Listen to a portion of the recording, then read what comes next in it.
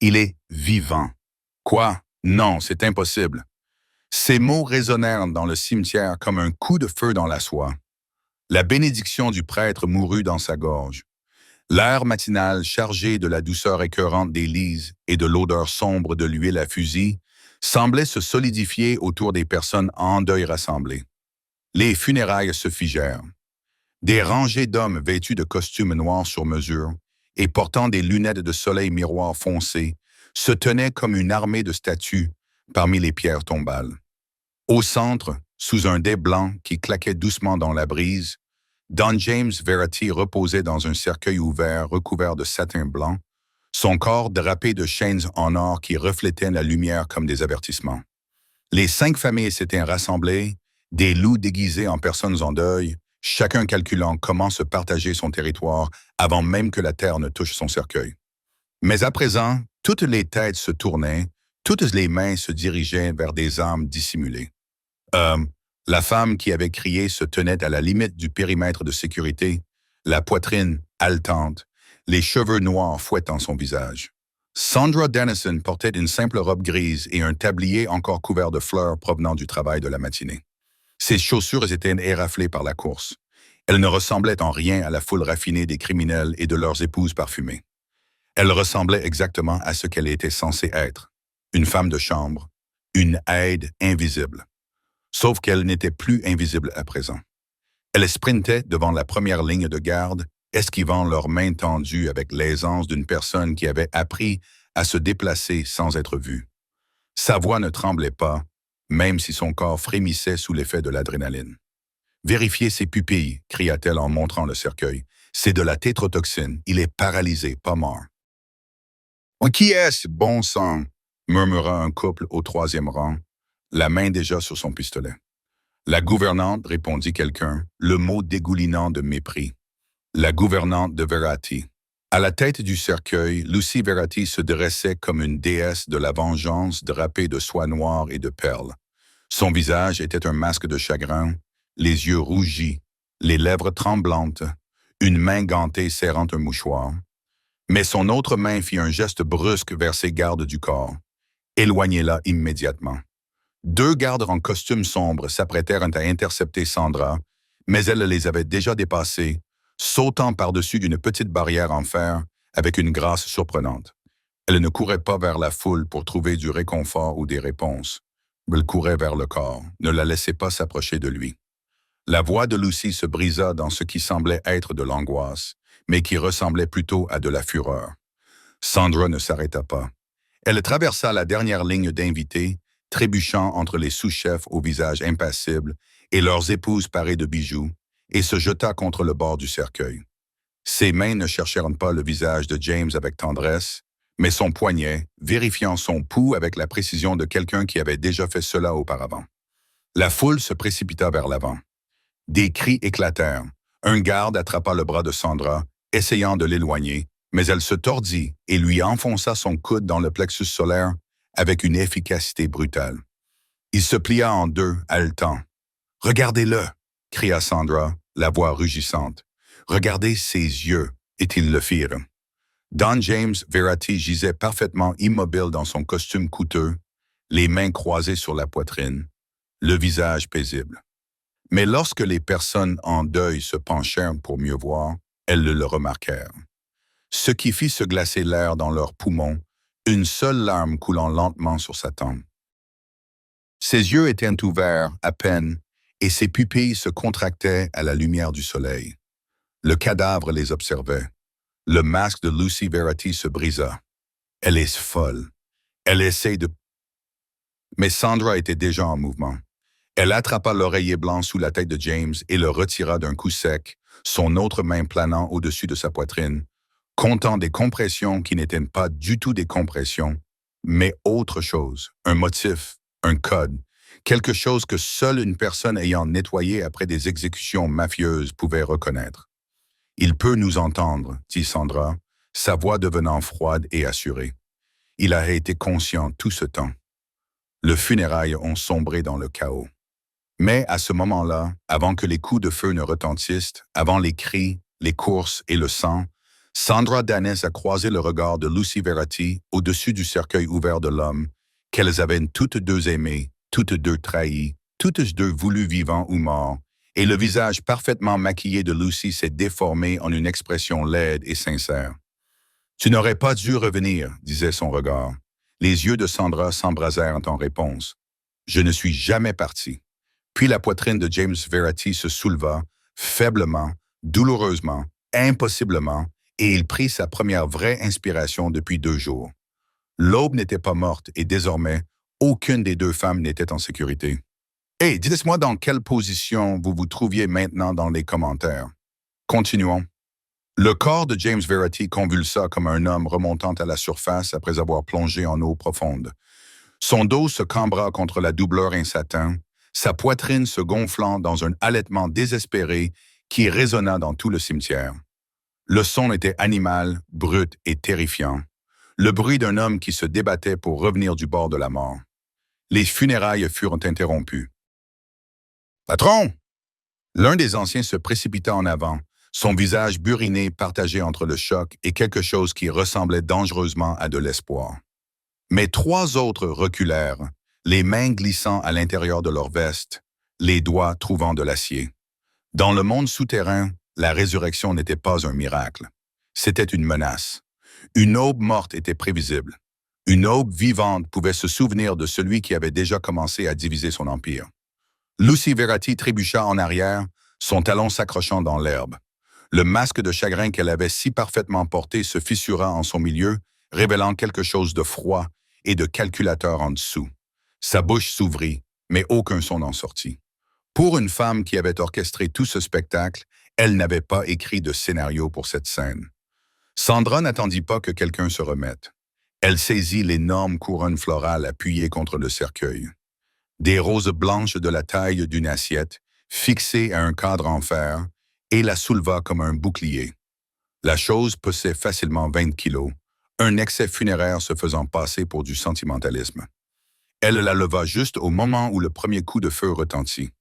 La balle transperça les pétales et les tiges, arrêtées par le cadre décoratif. Les pétales blancs explosèrent comme des éclats d'obus, tombant autour des épaules de Sandra, alors qu'elle maintenait son corps entre le pistolet et James. Elle ne vit pas qui avait tiré. Elle n'en avait pas besoin. Dans une foule de 50 gangsters, le tireur pouvait être n'importe qui que Lucy avait mieux payé que James ne l'avait jamais fait. « Sortez-le d'ici !» cria Sandra, sans savoir exactement à qui elle s'adressait. Aux vieux gardes qui se souvenaient encore de la loyauté? Aux soldats trop désorientés pour choisir leur camp? James se débattait maintenant, son système nerveux redémarrant dans des spasmes atroces. Ses doigts agrippaient le bord du cercueil, mais ses jambes ne répondaient pas. La tétradétoxine l'avait maintenu prisonnier de son propre corps pendant 48 heures, conscient mais paralysé, capable d'entendre chaque éloge funèbre, chaque plan chuchoté pour se partager son territoire. À présent, le poison le libérait progressivement et le processus ressemblait à une noyade à l'envers. Sandra. Sa voix était rauque, comme du gravier frottant contre du verre brisé. Il essaya de s'asseoir, mais échoua, ses bras tremblants sous l'effort. Un autre coup de feu. Celui-ci venait de la gauche, plus près.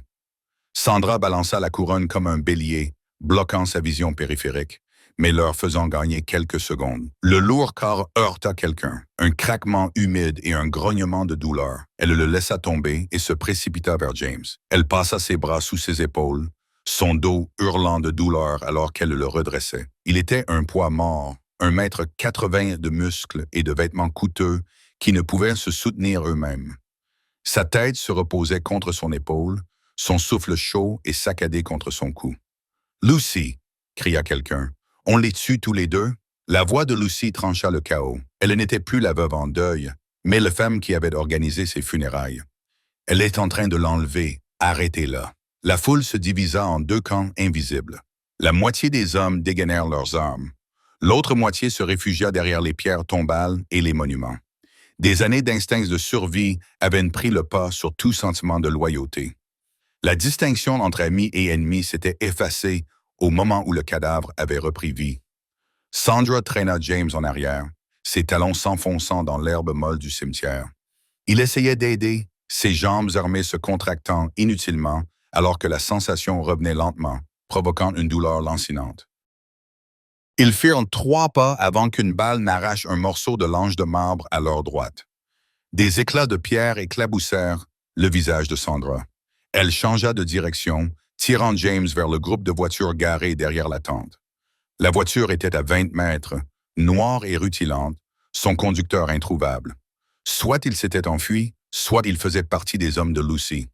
Peu importait. Sandra avait besoin d'un moyen de transport et elle en avait besoin tout de suite. James retrouva sa voix, plus forte cette fois.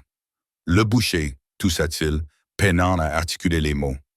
Lucy est avec le boucher. Il est ici. Sandra sentit son sang se glacer. Le boucher était Salvatore Gallo, le capot de la famille Gallo et le plus ancien rival de James. S'il était là, ce n'était pas seulement le coup de Lucy. C'était une attaque coordonnée entre les différentes familles. Elle l'aperçut alors, debout, calme comme une pierre au milieu du chaos. Un homme corpulent dans un costume impeccable, observant la scène se dérouler avec l'intérêt détaché de quelqu'un qui regarde une pièce qu'il a déjà vue. Lorsque ses yeux rencontrèrent ceux de Sandra, il sourit. Ce n'est pas une menace, juste une reconnaissance. Tu as eu raison de t'enfuir, disait son expression. Ils ont atteint le corbillard. Sandra appuya James contre la porte arrière et l'ouvrit brusquement. Le cercueil à l'intérieur avait été retiré. Ils avaient prévu de l'utiliser pour l'enterrement, laissant un espace de chargement vide recouvert de velours noir. « Monte, ordonna-t-elle. Je ne monterai pas. » James commença à protester, sa fierté reprenant le dessus. « Monte ou je te laisse ici pour ta femme. » La voix de Sandra était neutre, sans appel. Il grimpa à l'intérieur, rampant à 4 pattes, ses mains et ses genoux à peine fonctionnels. Sandra claqua la porte et courut vers le siège du conducteur, le verre craquant sous ses chaussures. Le pare-brise avait un trou de balle en forme de toile d'araignée au centre, mais le moteur tournait. Elle passa la première vitesse au moment où les hommes du boucher ouvrirent le feu. Le corbillard fit un bond en avant même que Sandra ait complètement fermé la porte. Les balles transperçaient les panneaux arrière, produisant des bruits sourds qui ressemblaient à des coups de poing sur un tambour. Elle tourna le volant brusquement vers la droite, les pneus dévorant l'herbe soigneusement entretenue du cimetière et projetant des mottes de terre et des fleurs sauvages. « Montez !» cria-t-elle en direction du compartiment arrière. James était déjà en train de se traîner à travers le passage étroit derrière le siège conducteur. Ses jambes ne lui obéissaient toujours pas et il se balançait inutilement tandis qu'il tirait son corps à l'aide de ses bras. Il s'effondra sur le siège passager avec toute la grâce d'un sac de ciment et son épaule heurta le tableau de bord. Sandra appuya sur l'accélérateur. Le corbillard était construit comme un char d'assaut de luxe, long, lourd, conçu pour la dignité et non pour la vitesse, mais le moteur avait du couple. Ils dévalèrent l'allée principale du cimetière, slalomant entre les rangées bien ordonnées de pierres tombales. Derrière eux, la tente funéraire blanche s'effondra tandis que les hommes se précipitaient vers les véhicules, criant des ordres contradictoires. « La boîte à gants !» haleta James en tâtonnant avec le loquet. Ses doigts tremblaient, ses nerfs encore perturbés par la toxine. Il finit par l'ouvrir et en sortit un Beretta 92, vérifiant le chargeur avec une mémoire musculaire plus ancienne que son mariage. Le tien aussi. Sandra prit une demi-seconde pour ouvrir sa boîte à gants. Un autre pistolet. Celui-ci était un Glock compact. Ou alors elle l'avait laissé là. Les 2 mains agrippées au volant, elle prit un virage serré à gauche qui envoya James cogner contre sa portière. Bon sang. « Sandra, taille-toi et tire. » Les portes du cimetière se profilaient devant eux. Des colonnes de fer et de pierre qui semblaient plus décoratives que fonctionnelles. Elles étaient grandes ouvertes. Personne ne s'attendait à ce que quelqu'un ait besoin de quitter rapidement un enterrement. Sandra dirigea le corbillard droit vers le centre et appuya plus fort sur l'accélérateur. Derrière eux, les moteurs rugirent. Un SUV, Mercedes noir jaillit de derrière le moratoire, suivi de 2 berlines et de quelque chose qui ressemblait à une Charger modifiée. Les gens de Lucy ou les bouchers. À ce stade, la distinction était purement théorique. Le corbillard franchit les portes et dérapa sur la route principale, l'arrière décrivant un large arc. Sandra lutta avec le volant, le redressa et dut immédiatement faire une embardée pour éviter un minibus dont le conducteur klaxonnait comme si cela pouvait aider. Ils étaient maintenant sur la voie publique, le trafic matinal s'intensifiait, il y avait des civils partout. James baissa sa vitre et se retourna sur son siège, le Beretta bien en main malgré ses mains tremblantes. La Mercedes se rapprochait rapidement, à 30 mètres, et gagnait du terrain. Il tira 3 coupes de feu à intervalles réguliers. Les 2 premiers ricochèrent sur le capot. Le 3e détruisit le phare côté conducteur et fit dévier le SUV vers la gauche sur la voie opposée. « Combien ?» demanda Sandra, les yeux rivés sur la route. 4 voitures, peut-être 15 hommes. James éjecta le chargeur, le vérifia, puis le remit en place. Sa voix devenait plus forte. La paralysie reculait petit à petit. Lucy n'était dans aucune d'elles. Elle est trop intelligente. Elle est assez intelligente pour faire croire que nous avons attaqué les funérailles. Sandra a coupé 2 voies, provoquant une symphonie de klaxons et manquant de peu un camion de livraison. La suspension du corbillard a grincé, mais a tenu bon. D'ici ce soir, tu seras le méchant et elle sera la victime. Je sais comment ça marche. J'ai inventé comment ça marche. L'une des berlines s'est arrêtée à leur gauche, la vitre côté passager déjà baissée. Sandra a vu l'arme avant James et a donné un coup de volant vers la droite, plaçant le corbillard entre eux et le tireur. Des balles ont traversé le côté conducteur, perforant le panneau de la portière à quelques centimètres de ses côtes. Elle n'a pas bronché, elle a juste maintenu le virage et a forcé la berline à heurter le trottoir. Elle a heurté une borne d'incendie dans un crissement métallique et est tombée en arrière. « Il faut les semer avant l'autoroute », a dit James. Il scrutine les environs avec une concentration tactique. Le poison se dissipait rapidement maintenant. L'adrénaline brûlait ce qui restait. Trop de caméras, trop de flics. Sandra repéra une ouverture, une route d'accès étroite qui traversait un parc industriel. Elle s'y engouffra sans mettre son clignotant, le corbillard passant de justesse entre les barrières en béton. La route était pleine de nids de poules et de fissures, conçues pour les camions de livraison, pas pour les poursuites à grande vitesse. La suspension toucha 2 fois le sol, projetant des étincelles. La Charger tenta de suivre. Elle était plus large que le corbillard et plus rapide, mais moins indulgente. Le conducteur surcorrigea en sortant du virage et heurta la barrière, faisant patiner l'arrière. Elle s'écrasa sur le côté contre un quai de chargement, de la vapeur s'échappant du capot écrasé. 2 de moins, plus que 2. Le parc industriel s'ouvrait sur un labyrinthe d'entrepôts et de guerres de triage. Sandra s'enfonça plus profondément, les pneus crissant dans les virages. James lui signalait les obstacles qu'elle ne pouvait pas voir. La Mercedes et la berline restaient à leur poursuite, des conducteurs professionnels qui savaient suivre sans se rapprocher. « Ils nous font du mal », dit James, réalisant soudain la situation. « Ils veulent nous coincer, pas nous tuer. Lucy te veut vivante. Lucy veut les codes du registre. Je suis le seul à les avoir. » Il vérifia son téléphone détrempé et hors d'usage après 2 jours passés dans ce cercueil. Et elle les torturera pour me les soutirer avant de me laisser mourir. La route se terminait par une clôture grillagée. Au-delà, des voies ferrées s'étendaient à perte de vue. Sandra ne ralentit pas. « Qu'est-ce que tu fais ?» Elle heurta la clôture à 65 km/h. Le grillage se déchira comme du tissu en s'enroulant autour de la calandre du corbillard, alors qu'il s'écrasait sur le lit de gravier de la voie ferrée. Ou plutôt, le corbillard rebondit violemment, la tête de James heurtant le plafond. Sandra maintint l'accélérateur enfoncé, roulant parallèlement aux rails, le véhicule tremblant sous leurs pieds. Derrière eux, la Mercedes tenta de les suivre. Elle franchit la clôture, mais heurta le gravier, des étincelles jaillissant alors qu'elle s'arrêtait dans un crissement. La berline fut plus intelligente, s'arrêtant brusquement et faisant demi-tour. Sandra repéra une voie de service devant elle, une véritable chaussée, et se dirigea vers elle. Ils ont pris la transition à un angle qui les a presque fait rouler, 2 roues se soulevant du sol avant que la gravité ne les ramène brutalement vers le bas. Quelque chose dans le châssis s'est brisé avec un bruit semblable à un coup de feu, mais ils continuaient d'avancer et le cimetière était à 5 km derrière eux.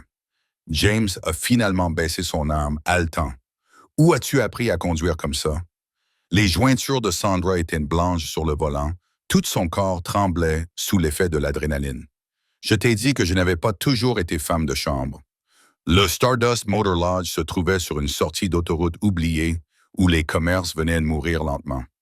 L'enseigne au néon bourdonnait et clignotait, il manquait la moitié des lettres, on ne pouvait donc lire que Sainte.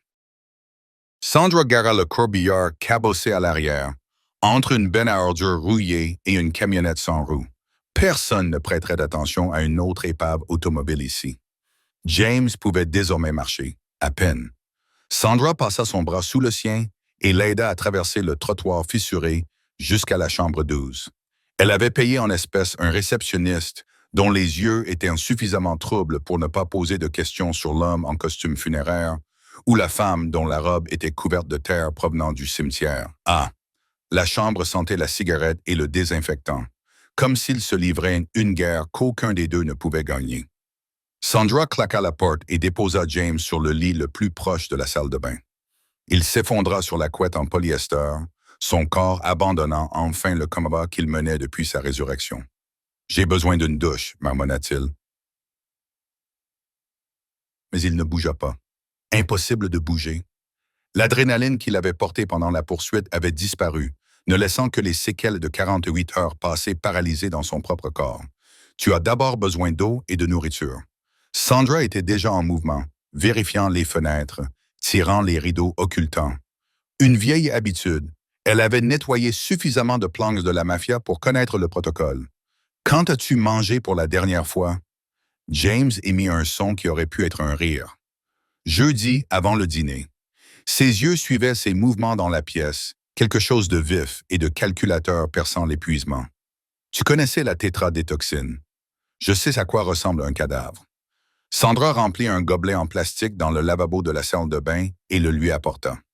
Tu n'en étais pas un. Il but comme un homme qui aurait traversé un désert, l'eau coulant sur son menton.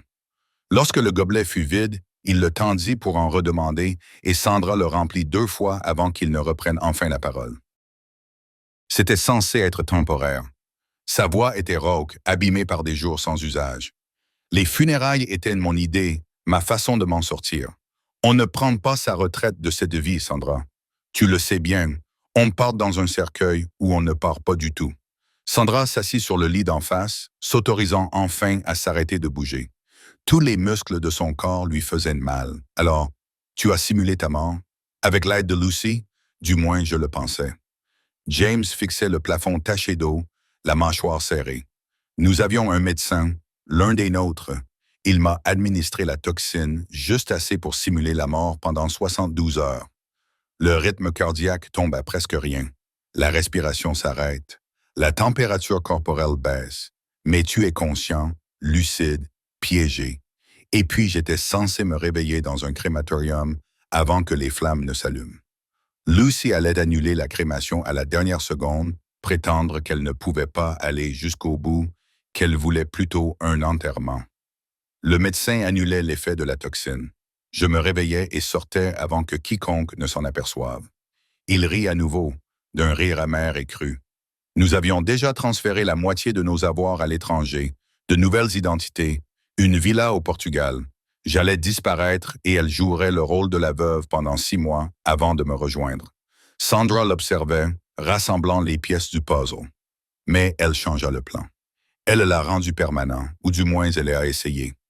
James l'a finalement regardé, les yeux sombres, partagés entre la rage et le chagrin. Le médecin qui était censé me réveiller est mort dans un accident de voiture 2 jours avant les funérailles. Pratique. Et Lucy a doublé la dose lorsqu'elle m'a administré le poison. Assez pour me maintenir inconscient pendant des jours, pas des heures. Au moment où j'étais censé me réveiller naturellement, j'aurais été 6 pieds sous terre ou réduit en cendres. La pièce était silencieuse, à l'exception du ronronnement de l'ancien climatiseur. Sandra a analysé tout cela, le retournant dans son esprit comme des preuves sur une scène de crime. Les diamants, a-t-elle finalement dit, dans la doublure du cercueil. Je les ai vus quand je t'ai sorti de là. L'expression de James a changé. La surprise s'est mêlée au respect. Tu ne rates pas grand-chose. Je nettoie vos maisons depuis 3 ans. Tu crois que je ne sais pas où vous cachez vos affaires? Sandra se pencha en avant, les coudes sur les genoux. Elle allait t'enterrer avec des millions cousus dans le cercueil. Te déterrer plus tard, quand personne ne regarderait.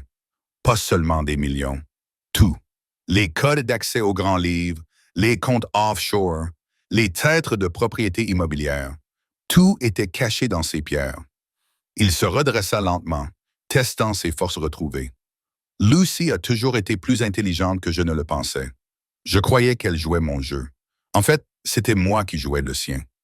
Sandra se leva et sortit une trousse de premiers secours de son sac. Elle l'avait prise dans le corbillard avec les armes et le peu d'argent que James avait caché dans le véhicule. Elle s'assit à côté de lui et commença à nettoyer les coupures sur son visage causées par la fusillade.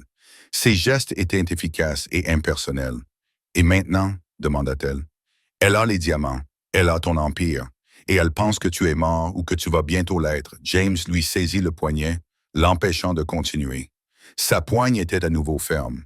Son ancienne puissance revenait dans ses os. « Maintenant, nous allons tout récupérer.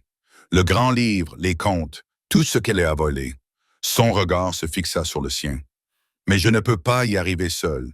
J'ai besoin de quelqu'un en qui je peux avoir confiance, quelqu'un qui voit tout et que tout le monde ignore. » Sandra soutint son regard, comprenant le poids de ce qu'il lui offrait. Un partenariat, l'égalité. Une place à la table qu'elle avait passé des années à nettoyer. « Je suis une femme de ménage, dit-elle doucement. Tu es un soldat? » James relâcha son poignet. « Tu l'as toujours été. J'étais juste trop stupide pour le voir. » Sandra laissa James dormir pour éliminer les derniers effets du poison et prit le corbillard pour se rendre dans les veines de la ville. Les endroits que les touristes ne voyaient jamais et que les riches faisaient semblant d'ignorer. Elle connaissait ces rues mieux que James ne connaissait son propre manoir. C'était là que vivaient les gens invisibles, ceux qui nettoyaient les toilettes et repassaient les chemises, et connaissaient tous les secrets que leurs employeurs pensaient avoir cachés. Son premier arrêt fut la laverie de Maria sur Bleecker, où l'équipe du matin venait de commencer. Rosa Delgado se tenait devant les presses industrielles, la vapeur s'élevant autour d'elle comme du brouillard, ses mains bougeant au rythme de 30 ans de mémoire musculaire. Elle vit Sandra entrer et resta impassible, mais son regard se porta vers l'arrière-boutique. Sandra se glissa à l'intérieur sans un mot. Mais dans la pièce exiguë qui sentait l'amidon et le vieux café, 3 autres femmes attendaient déjà. Teresa, du domaine Gallo, Kim, qui s'occupait des fleurs pour tous les mariages et funérailles mafieux de la ville, et Angela, qui cuisinait pour les réunions de la commission lorsque les familles avaient besoin d'un terrain neutre. « Tu es censée être morte, » dit Teresa en remuant le sucre dans son café. « Toute la ville parle de ton enlèvement du cadavre de Don Verratti. » Ce n'était pas un cadavre. Sandra tira une chaise pliante. Lucy a essayé d'en faire un de façon permanente. Les femmes échangèrent des regards. Elles travaillaient dans ce milieu depuis assez longtemps pour connaître la différence entre les rumeurs mafieuses et la vérité mafieuse. Kim prit la parole en premier, d'une voix douce mais assurée. Lucy a passé beaucoup d'appels. Elle organise quelque chose au domaine demain soir. Quel genre de chose? Un gala commémoratif. C'est comme ça qu'elle l'appelle. Angela sortit son téléphone et fit défiler ses messages. J'ai reçu la commande du traiteur hier. 150 invités. Tout ce qu'il y a de mieux. Elle veut que ça ressemble à une veillée funèbre, mais avec l'ambiance d'un couronnement. Sandra se pencha en avant. Qui est sur la liste des invités? Tout le monde. Le rire de Teresa était sinistre. Les 5 familles, même celles qui se détestent, plus les Russes, les Irlandais, quelques conseillers municipaux qui ne savent pas encore ce qu'ils ont acheté. Ce n'est pas un gala commémoratif. C'est un sommet. Kim a ajouté. Elle vend quelque chose. Forcément. On ne rassemble pas autant de pouvoir dans une seule pièce sans conclure des accords. Sandra réfléchit aux implications. Lucy ne se contentait pas de consolider le territoire de James. Elle le redistribuait, vendant des morceaux aux plus offrants, probablement avec le boucher qui prenait la plus grande part pour avoir soutenu son projet. À la fin de la nuit de demain, l'Empire Verratti serait démembré et dispersé, et Lucy repartirait assez riche pour disparaître à jamais. Le grand livre. Sandra dit qu'elle doit l'avoir chez elle. Elle en aura besoin pour transférer les comptes, pour prouver qu'elle contrôle les actifs. Rosa les avait rejointes depuis l'entrée, s'essuyant les mains sur son tablier. « Angela, tu t'occupes du gala? » Ils m'ont spécifiquement demandé. Lucy veut que tout soit parfait. Angela croisa le regard de Sandra. « Tu veux que je te fasse entrer? »« Tu peux? Entrer de la cuisine à 18 heures. J'aurai besoin d'aide pour l'installation. J'amène toujours une assistante pour les événements de cette envergure. » Elle sourit d'un sourire fin et incisif. Ma fille habituelle vient de se faire porter malade. Teresa sortit un papier plié de sa poche et le lissa sur le bureau. C'était un plan du domaine Verity, dessiné à la main mais détaillé. J'ai fait le ménage là-bas pendant 2 ans avant que Gallo ne m'engage. Les coffres principaux se trouvent dans la chambre principale, derrière le monnaie. Le coffre secondaire est dans le bureau, mais si elle est intelligente, elle le gardera sur elle. Sandra a terminé, ou à proximité, dans un endroit où elle peut contrôler l'accès. Le bureau, c'est logique. Kim a proposé. C'est là que James faisait ses affaires. Elle voudra le symbolisme, la veuve revendiquant le trône à la place de son mari. Sandra a étudié le plan, le mémorisant. Le domaine était immense, 20 pièces réparties sur 3 étages, avec une sécurité qui était déjà stricte même lorsque James était en vie. Maintenant que Lucy s'attendait à des menaces, ce serait une forteresse. Et la sécurité extérieure? Demanda-t-elle. Elle a été doublée depuis hier, répondit Teresa. Le boucher a envoyé 10 de ses hommes. Ils effectuent des rondes toutes les 20 minutes, sans compter les hommes de Lucy à l'intérieur. Peut-être 30 armes au total. Des caméras partout. Mais Angela hésita, puis continua. Les caméras de la cuisine ont un angle mort près de l'ascenseur de service. Ça a toujours été le cas. James ne l'a jamais fait réparer parce qu'il avait l'habitude de s'y faufiler pour fumer des cigares. Lucy pensait qu'il avait arrêté. Les femmes restèrent silencieuses pendant un moment, chacune comprenant ce que Sandra avait l'intention de faire et ce que cela lui coûterait si elle échouait. Ce n'étaient pas des amis partageant des potins autour d'un café. C'était l'armée invisible qui faisait fonctionner le monde de la mafia, décidant s'il fallait entrer en guerre. Rosa parla au nom de toutes. Lucy a licencié 6 femmes de ménage la semaine dernière. Pas d'indemnité, pas de préavis, juste renvoyée. Elle a dit qu'elle réduisait les coûts. Elle croisa les bras. Nous prenons soin des nôtres. Sandra sentit quelque chose bouger dans sa poitrine, un poids dont elle ignorait l'existence, soudainement plus léger. Elle avait passé 3 ans à penser qu'elle était seule dans le monde de James, juste une autre servante, jetable et oubliée. Mais ces femmes avaient observé, mémorisé, construit leur propre réseau dans les interstices des guerres entre hommes puissants. « J'ai besoin d'Dieu, dit Sandra. Toutes celles qui travaillent à ce gala. J'ai besoin de savoir où va Lucy, à qui elle parle quand elle est seule. Tu l'auras, promit Angela. Nous utiliserons le groupe de discussion du traiteur. Des mots de code. Plus de glace signifie qu'elle est dans le bureau. Une livraison de vin signifie qu'elle se déplace. Kim était déjà en train de planifier. Je m'occupe des fleurs. Je peux laisser des caisses d'équipement à des endroits stratégiques, des caméras, peut-être quelque chose d'utile. Et si ça tourne mal, demanda Teresa, posant la question que tout le monde se posait. Sandra la regarda dans les yeux. Alors ça se passera mal, mais au moins on aura essayé. La chambre de motel s'était transformée en salle de guerre. James était assis à un bureau abîmé avec un ordinateur portable que Sandra avait acheté en espèces dans un magasin de porno, consultant des plans et des protocoles de sécurité de mémoire. Il datait de 3 ans, mais la structure du domaine n'avait pas changé. Il le savait, car il avait conçu lui-même toutes les mesures de sécurité. Le registre est une tablette, dit James en dessinant l'appareil sur un bloc-notes. Cryptage personnalisé, verrouillage biométrique. Il contrôle tous les comptes offshore, toutes les sociétés écrans, tous les biens immobiliers. Sans lui, Lucy n'a accès à rien. Les diamants ne sont que des cailloux sans les codes permettant de transférer l'argent. Sandra se tenait derrière lui, étudiant l'écran. Elle avait enfilé des vêtements propres, un pantalon noir et une chemise blanche. Ah, l'uniforme du travail invisible. Et tu penses qu'elle l'aura au gala? Elle le doit. Le but de la soirée de demain est de prouver qu'elle contrôle mes actifs. Les familles ne céderont pas de territoire sur la base de promesses. Elles voudront voir les transferts se faire en temps réel. Des confirmations de virements, des soldes de comptes. Il tapota l'écran. Elle aura la tablette dans le bureau. C'est là que se font les affaires, c'est là que je la gardais toujours. Ta femme te connaît. Elle s'attendra à ce que tu viennes la chercher. Elle pense que je suis à moitié mort et seul. James se tourna vers elle. Elle ne sait rien de toi. Pas vraiment. Pour elle, tu n'es qu'une femme de ménage qui a eu de la chance au cimetière. Elle ne te considérera pas comme une menace avant qu'il ne soit trop tard. Sandra croisa les bras, réfléchissant à la situation. Angela me fait entrer par la cuisine à 18 heures. Le gala commence à 19 heures. Je travaillerai en salle, je servirai des boissons, je me fondrai parmi les autres employés.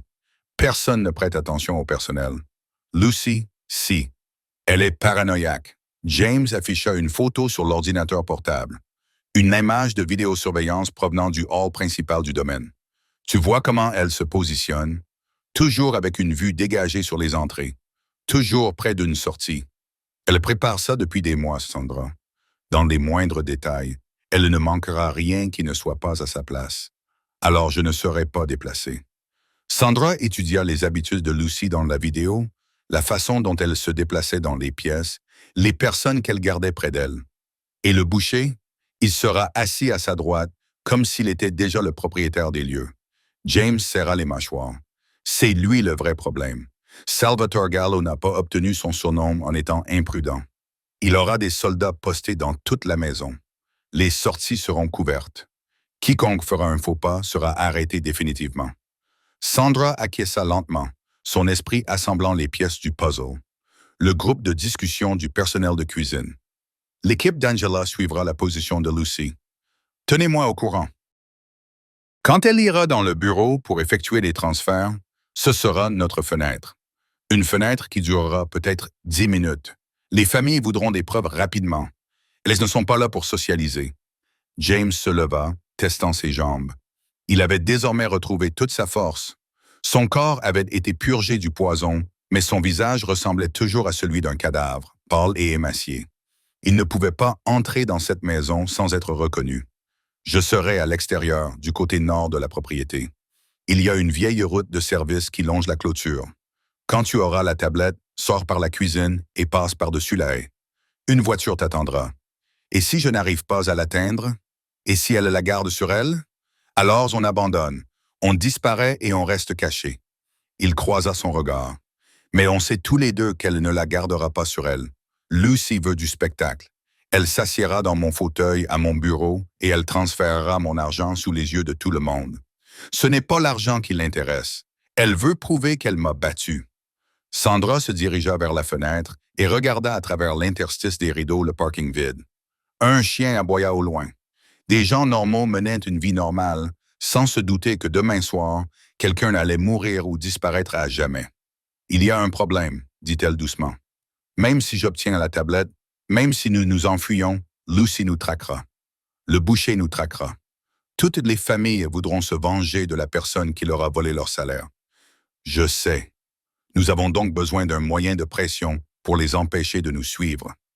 James resta silencieux pendant un long moment. Lorsqu'il prit la parole, sa voix portait le poids d'un homme détruisant tout ce qu'il avait construit. Nous effaçons tout, tout, tous les comptes, tous les dossiers. On réduit tout l'Empire en cendres. Sandra se tourna vers lui. Ça représente des centaines de millions de dollars. Le travail de toute une vie. Le travail de toute ma vie m'a valu de passer 2 jours dans un cercueil. Il rit, mais son rire était dépourvu d'humour. Je suis fatigué, Sandra. Je suis fatigué de regarder derrière moi. Fatigué de faire confiance à des gens qui me vendraient pour le bon prix. Lucy m'a appris quelque chose dans ce cercueil. On ne peut pas prendre sa retraite de ce monde.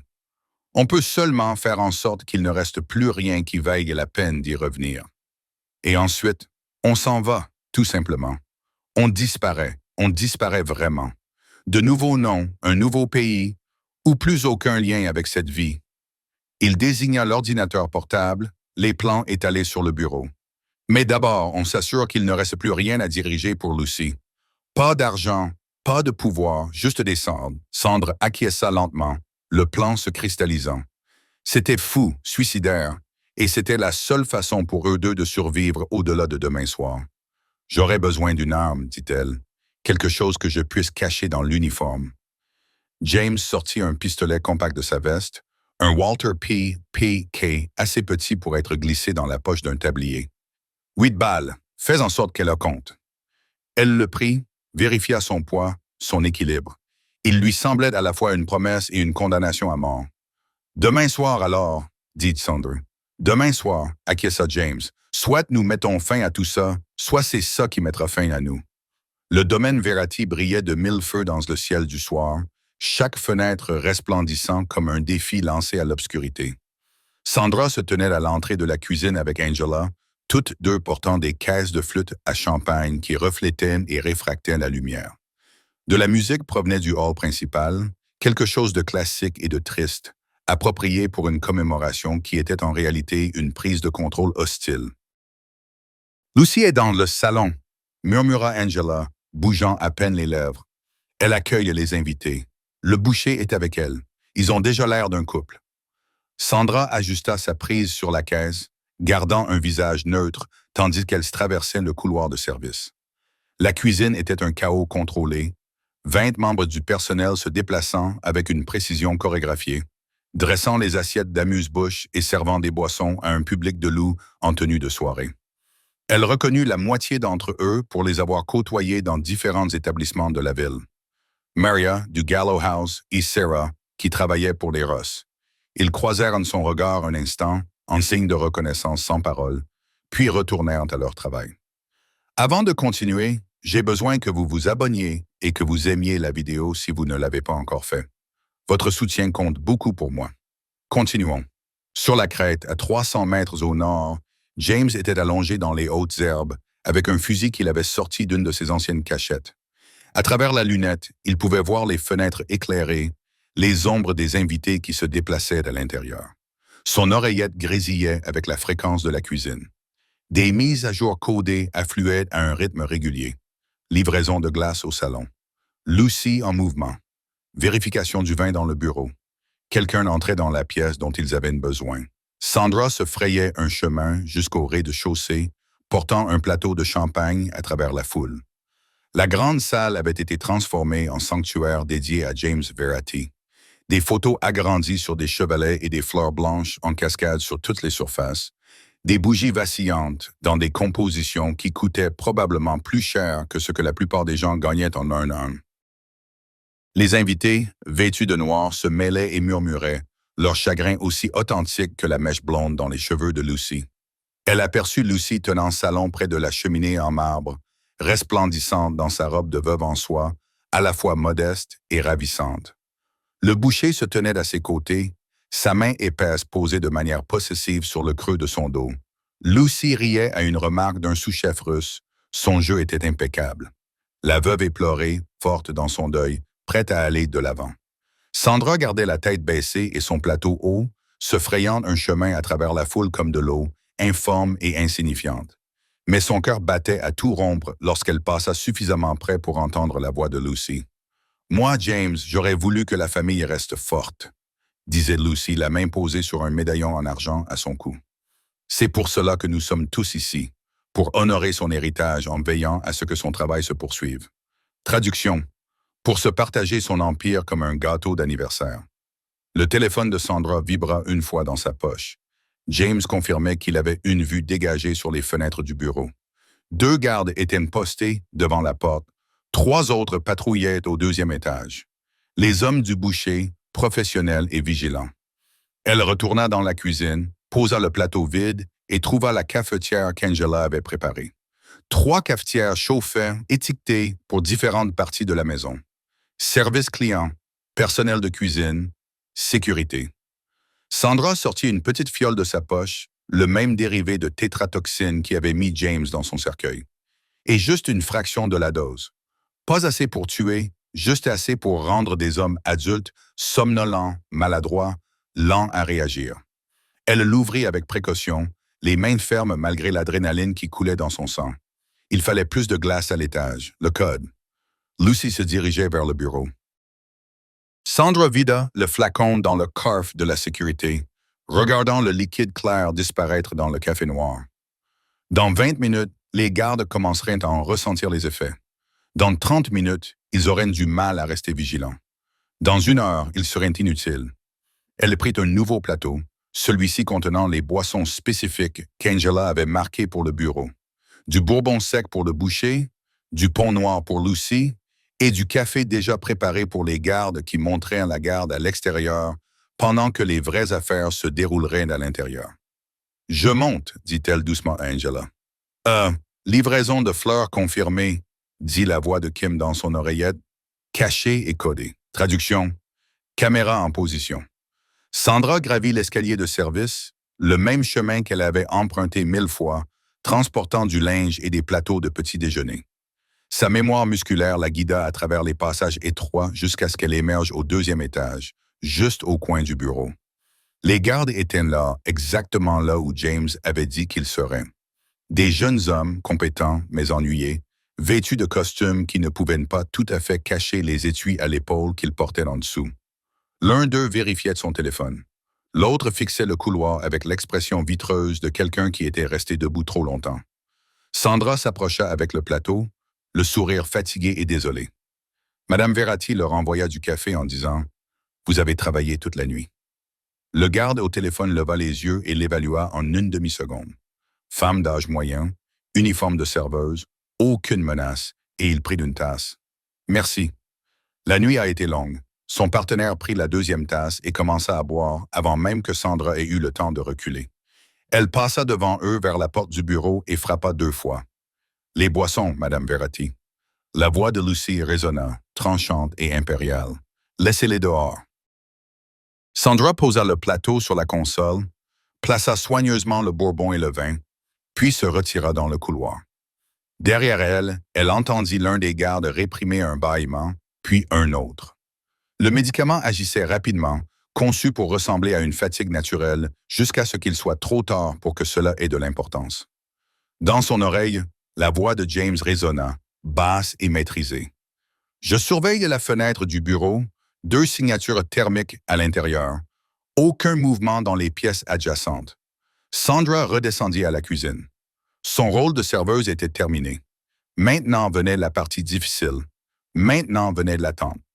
Pendant que le poison faisait son effet, Lucy commit l'erreur que James savait qu'elle ne pourrait pas résister, assise dans son fauteuil à son bureau, convaincue qu'elle avait déjà gagné. Un invité s'approche de la cuisine. La voix d'Angela est maintenant tendue. Couleur de peau masculine. La main de Sandra trouva le Walter dans sa poche alors que des pas résonnaient dans le couloir de service. Le braquage était sur le point de se compliquer. Les pas dans le couloir de service appartenaient à l'un des lieutenants du boucher, au cou épais et méfiant, qui inspectait la cuisine comme s'il s'attendait à trouver des conspirateurs blottis autour des fourneaux. Sandra lui tournait le dos, les mains occupées par les égouttoirs à vaisselle, juste un autre corps invisible dans la machine du service. Il balaya la pièce du regard, grogna et poursuivit son chemin. La tension dans la cuisine ne retomba qu'une fois ses pas éloignés. « Ah, les gardes sont désarmés », murmura une voix dans l'oreillette de Sandra. James observe à travers la lunette. Tous deux sont affalés contre le mur. Lucy est toujours dans le bureau avec le boucher. Vous avez peut-être 10 minutes avant que quelqu'un ne remarque quelque chose, mais Sandra était déjà en mouvement, s'éloignant du chaos de la cuisine et montant l'escalier de service. Pas vers le bureau. James s'était trompé à ce sujet. Elle s'en rendait compte maintenant. Lucy ne garderait pas le registre là où se déroulaient les affaires, où n'importe qui pouvait s'en emparer pendant le chaos des transferts et des négociations.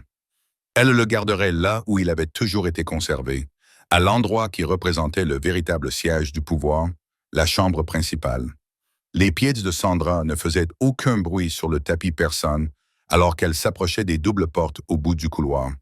Elles n'étaient bien sûr pas verrouillées. L'arrogance de Lucy était aussi prévisible que son ambition.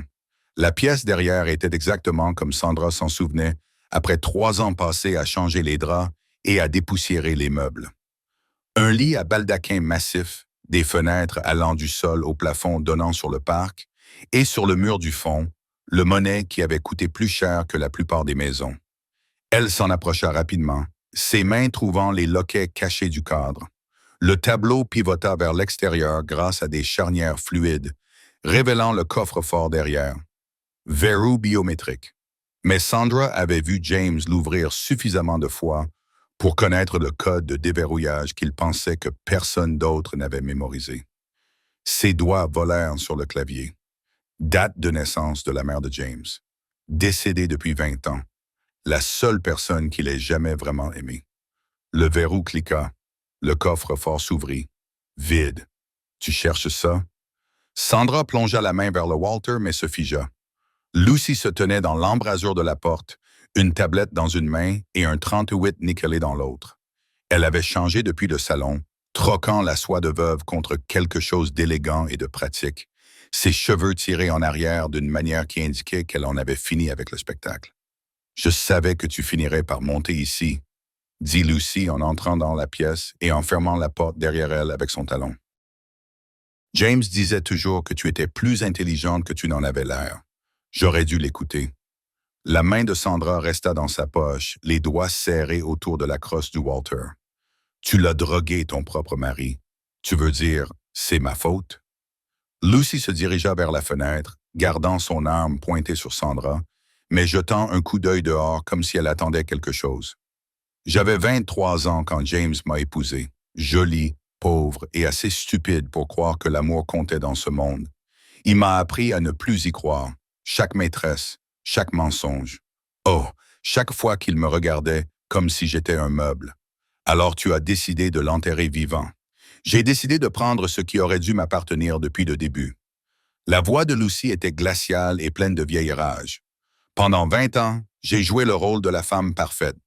Pendant 20 ans, j'ai souri à ses associés, organisé ses dîners et fait semblant de ne pas savoir ce qu'il faisait dans le sous-sol de ses clubs. Et qu'est-ce que j'ai obtenu? Une allocation. Une allocation comme si j'étais une enfant, alors qu'il contrôlait des milliards. Sandra sortit sa main de sa poche, vide, pour gagner du temps. Dans son oreille, la voix de James crépitait. Il bougeait, quittant la crête, mais il était encore à 3 minutes. Tu aurais pu divorcer. Lucy rit d'un rire aigu et amer. On ne divorce pas d'un homme comme James Verity. On ne quitte pas que de vie. Il m'a appris ça aussi. J'ai donc appris la leçon et je l'ai appliquée. Elle leva la tablette. C'est ça la liberté. C'est ça le pouvoir qui ne vient pas du fait d'être la femme de quelqu'un ou la propriété de quelqu'un. C'est à moi. Le boucher t'a aidé. Salvatore est un idiot utile qui pense obtenir la moitié de l'Empire. Il aura un accident le mois prochain. Tragique. Inattendu. Le sourire de Lucy était une lame. J'en ai assez de partager le pouvoir avec des hommes qui me considèrent comme un simple objet de décoration. La fenêtre derrière Lucy explosa vers l'intérieur dans une pluie de verre et de clairs de lune. James la franchit à l'aide d'une corde, les bottes en avant, le fusil en bandoulière et le pistolet déjà dégainé. Il roula sur le sol et se redressa, le pistolet pointé sur Lucy. « Bonjour, ma chérie, » dit-il d'une voix grave. « Je t'ai manqué? » Le visage de Lucy devint blanc, puis rouge, passant du choc à la rage en l'espace d'un battement de cœur. Mais son âme ne quitta pas Sandra, et elle continua à serrer la tablette dans son autre main. Une impasse à 3. Personne ne voulait faire le premier pas, car tout le monde savait que le premier mouvement serait le dernier. « Tu es censé être mort, » souffla Lucy. « La dose que je t'ai donnée aurait dû être 2 fois plus forte. » James termina. « Mais tu as été trop gourmande. Tu voulais t'assurer que je souffre assez longtemps pour comprendre ce que tu avais fait. Une erreur classique. Je vais la tuer. » Lucy appuya son arme plus fort contre Sandra. « Je vais tuer ta petite femme de ménage, puis toi. Et je dirai à tout le monde que vous m'avez toutes les deux agressées lors des funérailles de mon mari. » Sandra retrouva sa voix malgré le canon pointé sur sa poitrine. « Alors tu ne sortiras jamais de cette pièce. Le personnel sait que je suis ici. Ils savent ce que tu as fait. Si tu tires, tu n'arriveras pas jusqu'aux escaliers. » Les yeux de Lucy passèrent rapidement de l'un à l'autre, calculant ses chances, pesant ses chances de survie contre celles de victoire. La tablette dans sa main représentait tout ce pourquoi elle avait tué, comploté, détruit un mariage. Mais les âmes dans la pièce signifiaient qu'elle pourrait ne pas vivre assez longtemps pour en profiter. « Impasse, dit-elle finalement. James secoua lentement la tête. « Non, Lucy. Échec et mat. Tu ne le sais pas encore. » L'impasse fut brisée lorsque des pas retentirent dans le couloir. Des bottes lourdes, plusieurs hommes réagissant au bruit du verre brisé. Les yeux de Lucy se posèrent sur la porte pendant une fraction de seconde et Sandra bougea. Elle se jeta sur le côté, sortant le Walter alors qu'elle tombait. Le tir de Lucy manqua sa cible, frappant le mur à l'endroit où se trouvait la tête de Sandra. James tira 2 fois, des rafales contrôlées qui forcèrent Lucy à plonger derrière le lit. La tablette glissa sur le parquet. Sandra se précipita pour la récupérer, les doigts se refermant sur le boîtier métallique juste au moment où la porte de la chambre explosait vers l'intérieur. Les hommes du boucher envahirent la pièce, armes à la main, et la chambre se transforma en champ de bataille. James abattit les 2 premiers d'une balle dans la tête avant même qu'ils aient pu viser. Sandra roula derrière la commode, les Walter aboyant dans sa main, et toucha un 3e homme à l'épaule. Il tourna sur lui-même et s'effondra. Mais d'autres arrivaient. Elle pouvait les entendre dans le couloir, dans les escaliers, convergeant vers la chambre principale, comme des requins attirés par le sang. « Bouge !» James attrapa le bras de Sandra et la tira vers la fenêtre brisée. Ils la franchirent ensemble, la corde de rappel chantant tandis qu'ils descendaient vers le verre en dessous. Les balles déchiquetèrent le cadre de la fenêtre au-dessus d'eux, les couvrant d'éclats et de verres brisés. Ils atteignirent la véranda en courant, et James enfonça les porte-fenêtres à coups de pied pour entrer dans la bibliothèque du 2e étage. Sandra le suivait de près. La tablette pesait lourdement contre ses côtes, enfoncée dans sa chemise, ses bords s'enfonçant dans sa peau. Derrière eux, des hommes descendaient déjà en rappel, suivant leur itinéraire de fuite. « Les escaliers, » dit James en rechargeant son arme alors qu'ils traversaient la bibliothèque. « Si nous arrivons au rez-de-chaussée, nous pourrons atteindre la sortie de la cuisine. » Ils déboulèrent dans le couloir et furent immédiatement pris sous le feu des 2 côtés. Le gala avait sombré dans le chaos. Les invités criaient et couraient, se mêlant aux soldats qui tentaient de trouver des cibles. James et Sandra se serrèrent l'un contre l'autre, avançant dans le couloir en tandem, chacun couvrant les angles morts de l'autre. Le grand escalier se profilait devant eux, avec ses marches en marbre qui descendaient vers le hall principal, où, 1 heure auparavant, les gens buvaient du champagne et pleuraient un homme qui n'était pas mort. À présent, c'était une zone de guerre. James commença à descendre le premier, Sandra couvrant leurs arrières. Un garde apparut sur le palier au-dessus, et elle lui tira 2 balles dans le torse sans réfléchir. Il tomba devant eux, son arme roulant dans les escaliers. 3 autres gardes arrivèrent par l'entrée du salon, et James tira des rafales contrôlées qui les firent plonger pour se mettre à l'abri derrière des meubles renversés. À mi-chemin dans les escaliers, une balle effleura l'épaule de Sandra. Elle haleta, mais continua d'avancer, l'adrénaline engourdissant tout sauf son besoin de continuer. Le sang imprégnait sa chemise blanche, vif et s'étalant. « Je vais bien, » dit-elle avant que James n'ait le temps de lui demander, même si sa vision se brouilla un instant. Ils atteignirent le rez-de-chaussée et les combats s'intensifièrent. Les hommes du boucher étaient des professionnels qui coordonnaient leur attaque en utilisant l'architecture pour se mettre à couvert. Mais James avait conçu cette maison, il en connaissait chaque angle et chaque ligne de vue. Il tira une balle dans un vase qui explosa au visage d'un assaillant, leur donnant 3 secondes pour traverser la salle à manger. C'est alors que Sandra sentit de la fumée. Quelqu'un avait renversé des bougies dans le chaos et les rideaux avaient pris feu. Les flammes rampaient sur le mur derrière eux, se propageant rapidement sur les tissus et le bois ancien qui séchait depuis 100 ans. La maison était en train de devenir un brasier. Ils se frayèrent un chemin à travers la salle à manger, renversant la table massive pour s'abriter. Le chargeur de Sandra était vide et elle saisit l'arme d'un soldat tombé au combat sans ralentir. James n'avait plus qu'un dernier chargeur. Il tirait à chaque coup. Une silhouette apparut dans l'embrasure de la porte de la cuisine. Lucy, couverte de suie et les yeux exorbités, pointait son arme sur James. Mais Angela sortit de derrière le réfrigérateur industriel et brandit une poêle en fonte avec toute la force acquise en 30 ans à transporter des ustensiles de cuisine professionnels. Elle frappa le crâne de Lucy avec un bruit semblable à celui d'un œuf qui se brise. Lucy s'effondra. « Allez-y !» cria Angela, qui s'était déjà enfoncée plus profondément dans la cuisine, alors que les balles transperçaient les murs. James ramassa le corps inconscient de Lucy et la jeta sur son épaule à la manière d'un pompier. Sandra le regarda comme s'il avait perdu la tête. « Nous avons besoin d'elle vivante, » grogna-t-il. « Faites-moi confiance. » Ils se précipitèrent hors de la cuisine dans l'air frais de la nuit, les poumons brûlants à cause de la fumée et de l'effort. Derrière eux, la propriété Verity était entièrement en feu.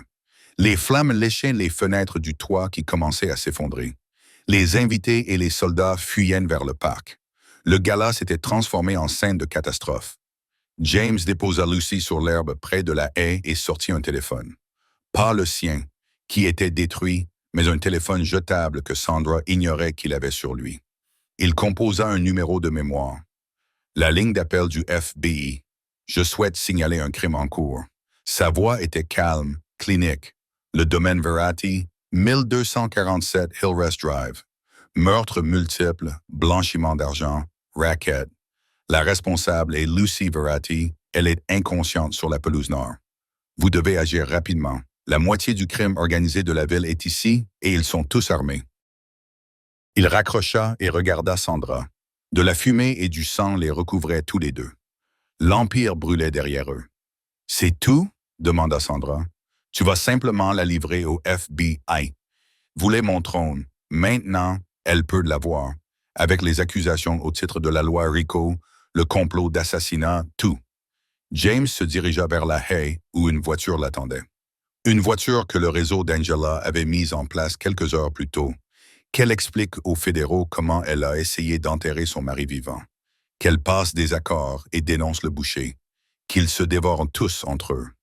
Sandra le suivit, serrant la tablette, comprenant enfin ce que James avait voulu dire par brûler l'Empire.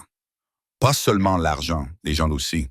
Tous ceux qui avaient aidé Lucy, tous ceux qui avaient divisé son territoire pendant qu'il était paralysé, il les livrait tous aux forces de l'ordre comme de l'essence sur un feu. Des sirènes retentissaient au loin, se rapprochant. Ils avaient peut-être 2 minutes avant que la propriété ne soit envahie par les agents fédéraux et la police locale.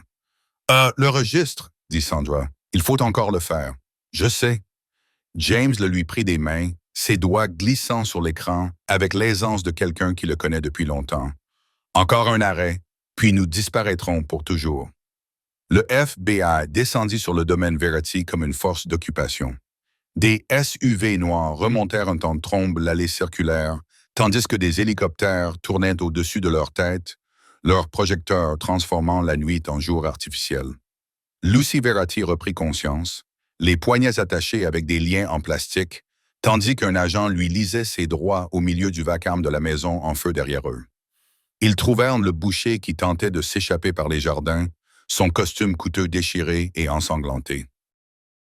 Ils trouvèrent 3 conseillers municipaux cachés dans la cave à vin, soudainement incapables d'expliquer pourquoi ils se trouvaient à un gala mafieux. Et ils trouvèrent suffisamment de preuves dans le coffre-fort du bureau, celui que Lucy avait été trop arrogante pour vider, pour monter des dossiers RICO contre 2 douzaines de criminels de haut niveau. Ce qu'ils ne trouvèrent pas, c'était James Verratti ou la femme qui avait fait irruption à ses funérailles. Sandra les conduisit à la marina dans une Honda Civic, si anonyme qu'elle en était pénible à regarder, gracieusement prêtée par le cousin de Maria, qui ne posait aucune question et n'attendait aucune réponse. James était assis sur le siège passager, la tablette sur les genoux, ses doigts dansant sur l'écran au rythme d'un homme démantelant son propre héritage. Compte 774, marmonna-t-il plus pour lui-même que pour elle. Transfert à l'Association caritative des îles Caïmans pour les enfants réfugiés. C'est fait. Compte 889, la holding luxembourgeoise. Celui-là va au réseau des refuges pour victimes de violences domestiques. Ils font du bon travail. Ils en auront besoin. Sandra regardait la route. Les lumières de la ville défilaient, laissant derrière elle tout ce qu'elle avait connu pendant 3 ans. Combien donnez-vous? Tout. Chaque dollar que j'ai gagné. Chaque bien que j'ai acheté avec de l'argent sale. Sa voix était calme, presque onirique. 240 millions à des organisations qui aident les gens à sortir de situations violentes. 30 millions aux familles et des personnes que mon organisation a blessées.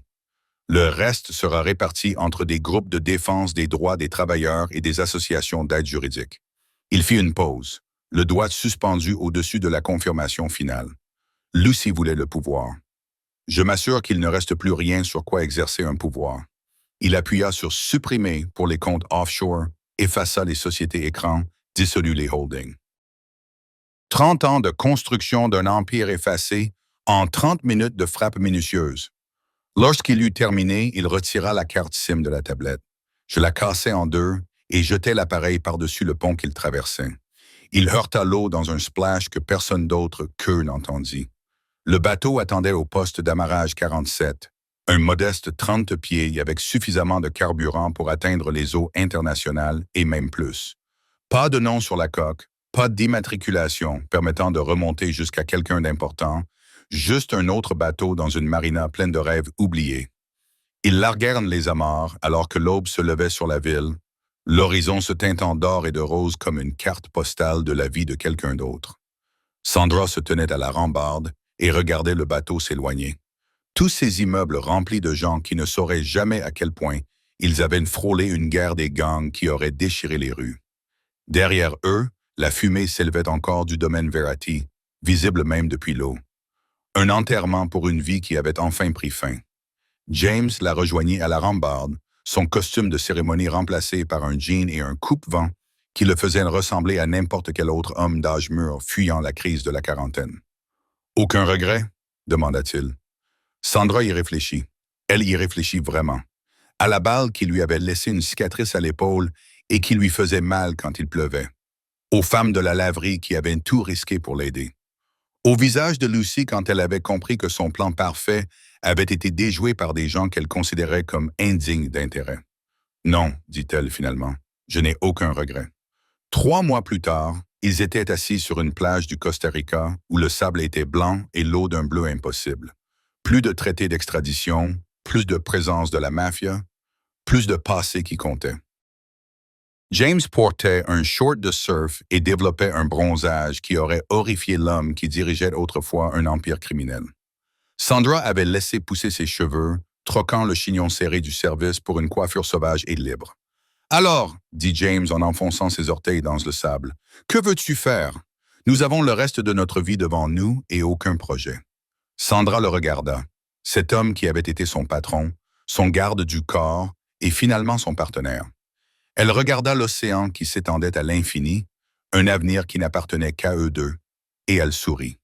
Ce n'était pas le sourire crispé et professionnel d'une femme qui nettoyait derrière les criminels, mais un sourire sincère, immense et sans aucune complication.